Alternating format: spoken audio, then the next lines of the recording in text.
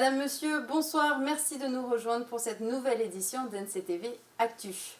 Ça y est, c'est fait, il n'y a plus de patients à Gaston-Bourré. À 10 h ce matin, Jean-Philippe Arnoux, le dernier patient, a quitté le CHT, direction le centre de rééducation du Médipôle. Guillaume Clerc, notre journaliste, était avec lui pour sa dernière matinée dans l'ancien hôpital. Un moment d'émotion pour le patient, mais aussi pour le personnel du service orthopédique. Le dernier service à déménager, c'est un reportage sans commentaire. C'est juste un peu plus de Médipôle. Donc c'est bien, c'est une petite structure pour moi. Parce que moi, pour moi, c'est plutôt. Ça sera la surprise alors. Comme c'était pas prévu que c'est le mois dernier. 15 mètres de haut, ça laisse des traces. Normalement, je devrais même pas être là, quoi. Bon, vous avez eu de la chance alors. Ben oui, j'ai encore mes bras et ma tête. Venez, tu peux accrocher sur le brancard, s'il te plaît? Sur le pension. Bah oui, hein. On a le droit, c'est votre ami. Allez, l'homme singe. Oh. Attends. La dernière journée du déménagement de Gaston-Bourré sur le Médipôle, la journée où le dernier service à déménager, c'est le service d'orthopédie, avec des patients de traumatologie, dont certains vont être opérés cet après-midi même au Médipôle. Allez, bon courage. Nous avons ri avec les malades, nous avons pleuré avec eux. Il y en a qui sont partis, il y en a qui sont restés. Et vous savez, c'est pas facile de laisser un endroit. Des années, on a travaillé. Voilà. Ben, on part, on ferme boutique là, en plus. On est le dernier service. Nous sommes le dernier service à partir. Et puis, voilà. On se rend compte du vide autour de nous, surtout. Donc, on a un petit passement au cœur. Et puis, on va retrouver nos collègues.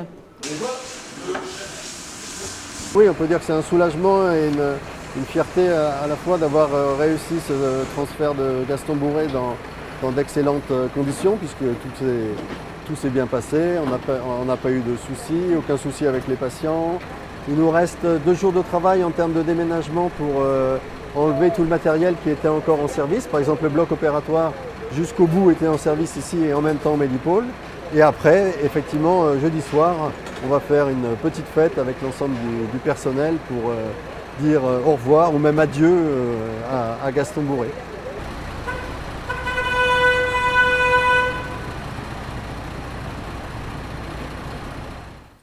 Vendredi, ce sera la fermeture de Gaston-Bourré. Les derniers éléments techniques seront transférés et le bâtiment sera donc définitivement fermé. À Saint-Louis, les choses semblent être un peu apaisées depuis ce matin. Je le rappelle, hier vers 8 h, Oman Noraro a perdu la vie après des échanges de tirs entre 2 clans rivaux. Et un mineur de 15 ans a été blessé au visage et une seconde personne a été blessée aux jambes. Aujourd'hui, de nombreuses auditions ont eu lieu. Le tireur présumé est en garde à vue. Il s'est livré hier. C'est un homme de 27 ans, connu de la justice et en état d'évasion depuis le 20 mai 2015. Aujourd'hui, les investigations ont eu lieu toute la journée pour déterminer le déroulement des faits. Depuis le début des faits, le 29 octobre, 16 personnes ont été placées jusqu'à présent en garde à vue dans le cadre des différentes procédures. 5 personnes sont incarcérées, dont 2 mineurs. 6 personnes sont placées sous contrôle judiciaire, dont 4 mineurs. Un nouveau point d'information sur l'affaire sera tenu demain. Manifestation des sénateurs coutumiers devant le gouvernement, le Haut-Commissariat et le Congrès de la Nouvelle-Calédonie ce matin. Ils souhaitent interpeller les institutions sur différents constats qu'ils dressent. Pour eux, les propositions du plan Marshall ne sont pas prises en compte dans les contrats de plan État Nouvelle-Calédonie, malgré les engagements pris en avril 2016 par le Premier ministre. Ils estiment que les institutions et les autorités coutumières ne sont pas prises en compte et que la devise « terre de parole et terre de partage » inscrite sur le fronton du gouvernement est loin d'être respectée. Cela fait 63 jours que Thibault Lescaut, le capitaine écolo du Dawa Écolo, est parti de Point Gamme pour faire le tour de la Nouvelle-Calédonie en 77 jours. C'est à bord d'un radeau uniquement alimenté d'énergie solaire qu'il s'est lancé le défi. Aujourd'hui, il vient d'arriver à Yengen et je vous propose de l'écouter. Il nous livre son ressenti sur son parcours. Il est au micro de Natacha Ogui. Donc après 63 jours de navigation entre guillemets, puisque j'ai eu aussi pas mal d'intempéries sur le long du parcours où j'ai dû m'arrêter plusieurs fois, plusieurs jours d'affilée à cause du vent, à cause de la pluie, des orages, etc. Donc il y a eu quelques petits soucis au niveau des... Bon, il y a eu des moteurs qui ont un peu chauffé à force de tourner, ça reste des petits moteurs, hein, donc à tourner 8 à 10 heures par jour, c'est quand même, ils sont pas forcément adaptés pour ça. Hier, donc en partant de Pointe-Dinimier, donc j'avais une passagère avec moi qui, en fait, ça bouge en ce moment, il y a un peu de vent, il y a un peu de houle, donc très vite c'est rencontré avec le mal de mer, donc on est retourné à terre, et donc on s'est retrouvé donc à la tribu de Wagap à Pointe-Dimier, où tout de suite, les gens ont reconnu de loin le Dawa Écolo qui fait le tour de la Calédonie. Et donc ça a été un accueil formidable où tout de suite on nous a donné des ananas, des mangues, un tas de fruits. Et puis on a pu partager un petit repas ensemble le midi.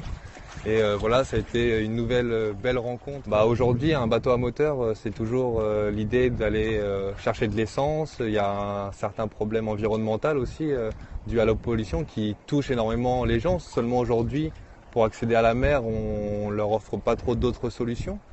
Et donc du coup, par ce projet, ils ont une sorte d'espoir envers le futur, de se dire que finalement, en utilisant le soleil, on va peut-être pouvoir aller faire un petit coup de pêche à droite à gauche, et tout simplement aller se promener sur le lagon. On dirait que Thibault Lescaut va réussir son pari. Il devrait arriver pour Noël sur la plage de Point Gamme. S'il réussit, il aura bouclé le tour en 73 jours. Et à Koné, c'est déjà Noël. La semaine dernière, nous avions suivi la famille Bernanos en plein préparatif des illuminations de Noël. Et bien depuis ce samedi, le Père Noël y est tous les jours dans cette maison. Pendant 2 heures chaque soir, il distribue des cadeaux et des bonbons. Et il semblerait que les enfants l'ont vu passer dans le ciel car ils étaient déjà très nombreux hier soir. C'est un reportage sans commentaire de Océane Zobler. Il fait très très chaud chez vous. Et le voyage est très très long, depuis le pôle Nord jusqu'ici.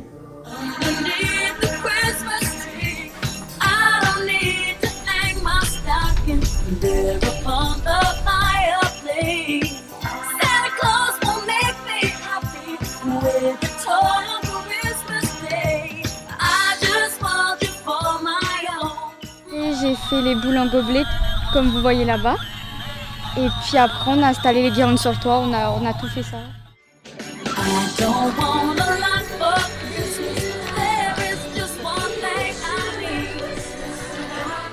Tu aimes le Père Noël? Pourquoi? Parce qu'il est gentil. Juan, tu veux combien de cadeaux cette année?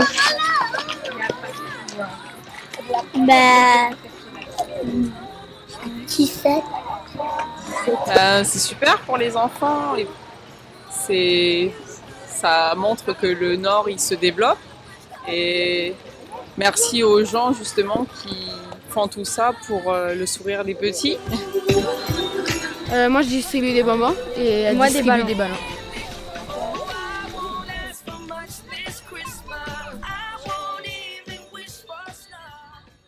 On est déjà venu hier soir et on nous a dit que ce soir il y avait Père Noël qui passait.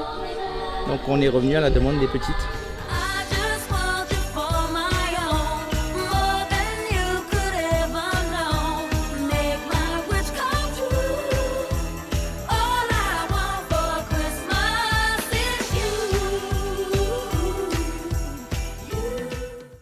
Et pour ceux qui en auraient marre de passer Noël sous la neige, regardez ces affiches. Elles seront bientôt visibles à Paris avec ce slogan « Vous ne serez presque pas dépaysés ». Pour la première fois, la Nouvelle-Calédonie lance une campagne de communication à l'international pour promouvoir le tourisme. Avant Tokyo, Londres ou Genève, la campagne commencera ce vendredi et jusqu'au mois d'avril pour une première vague d'affichage à Paris. Les publicités seront visibles au dos des bus qui sillonneront la capitale pour interpeller les Parisiens et leur donner envie de venir en vacances au pays. Voilà, c'est la fin de cette édition. Merci de nous avoir suivis et je vous dis à demain.